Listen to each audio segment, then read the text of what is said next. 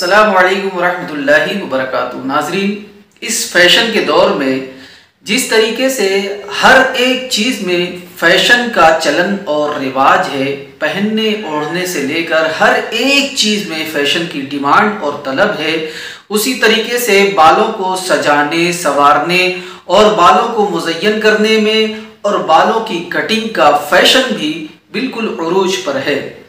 और बालों की फैशन के मतवाले तो अपने बाल को इस तरीके से बनाना चाहते हैं, अपने बालों की कटिंग कुछ इस तरीके से करवाना चाहते हैं कि वो उनको दूसरों से बिल्कुल जुदा और मुमताज कर दे, बिल्कुल वो अलग दिखना चाहते हैं। इसी चक्कर में बाज दफ़ा हेयर स्टाइल और हेयर कटिंग के कुछ ऐसे नमूने देखने को मिल जाते हैं जिसको देखकर बेसाख्ता हंसी छूट पड़े। बहरकैफ हमें तो आप लोगों को सिर्फ बताना इतना है कि बालों की जो मुख्तलिफ कटिंग चल रही है, मुख्तलिफ तरीके से कटिंग हो रही है, इसमें से बाज़ कटिंग वो है जिसकी हदीस में सरीह मुमानियत है। मिशकात शरीफ की हदीस है कि हज़रत नाफ़ी रज़ी अल्लाह तआला अन्हु हज़रत इब्न उमर रज़ी अल्लाह तआला अन्हु से बयान करते हुए कहते हैं कि उन्होंने फरमाया कि मैंने अल्लाह के रसूल सल्लल्लाहु तआला अलैहि वसल्लम को कज़ा से मना फरमाते हुए सुना है।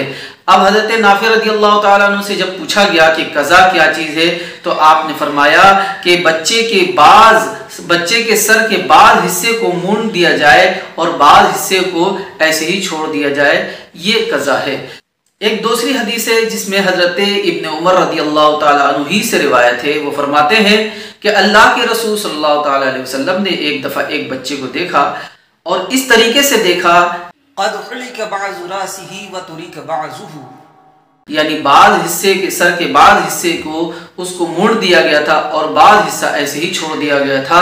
फनहाहुम अन ज़ालिक, तो अल्लाह के रसूल सल्लल्लाहु तआला अलैहि वसल्लम ने इससे न मना फरमाया। फिर अल्लाह के रसूल सल्लल्लाहु तआला अलैहि वसल्लम फरमाते हैं या तो पूरे सर को मोड़ दिया जाए या पूरे सर में बाल रखा जाए।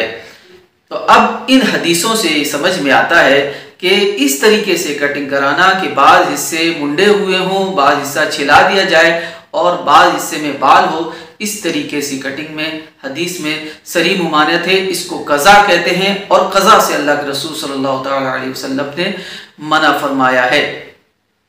तो अगर इस तरीके से बाल को मुंडाया जाता है कि आगे के हिस्से को छिला दिया जाए, आगे के हिस्से को मुंडा दिया जाए, पीछे में बाल रखा जाए, पीछे के हिस्से में बाल रखा जाए, या ये कि दरमियानी हिस्से में बाल रखा जाए और उसके अतराफ से मुंडा दिया जाए जैसे कि फौजी कटिंग में होता है, या इस तरीके से बाल रखा जाए कि दरमियानी हिस्से में बाल को मुंडा दिया जाए और अतराफ से रखा जाए, आजू बाजू में उसके रखा जाए, या यह है कि जगह जगह से मुंडाया जाए और जगह जगह बाल रखा जाए जैसे कि स्टाइलिश बाल होता है। तो इस तरीके से अगर बालों की कटिंग है तो ये सारी शक्लें और ये सारी सूरतें ये कज़ा की है और अल्लाह के रसूल सल्लल्लाहु अलैहि वसल्लम ने कज़ा से मना फरमाया है।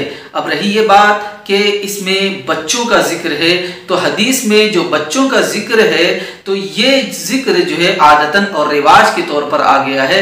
ऐसा नहीं है कि ये हुक्म सिर्फ बच्चों के लिए है, ये हुक्म आम है, बच्चा हो, बूढ़ा हो, जवान हो, हर एक शख्स के लिए यही हुक्म है कि कज़ा से रुका जाए। तो हम सब को कज़ा से बचना चाहिए, इस तरीके से कटिंग से बचना चाहिए। तो हमें चाहिए कि हम ऐसी कटिंग से बचें और अपने बच्चों को भी बचाएं जिससे कि अल्लाह के रसूल सल्लल्लाहु तआला अलैहि वसल्लम ने मना फरमाया है। अल्लाह तबारक व तआला हम सबको अपने हिफ्ज़ व अमान में रखे। अस्सलामु अलैकुम व रहमतुल्लाहि व बरकातुहू।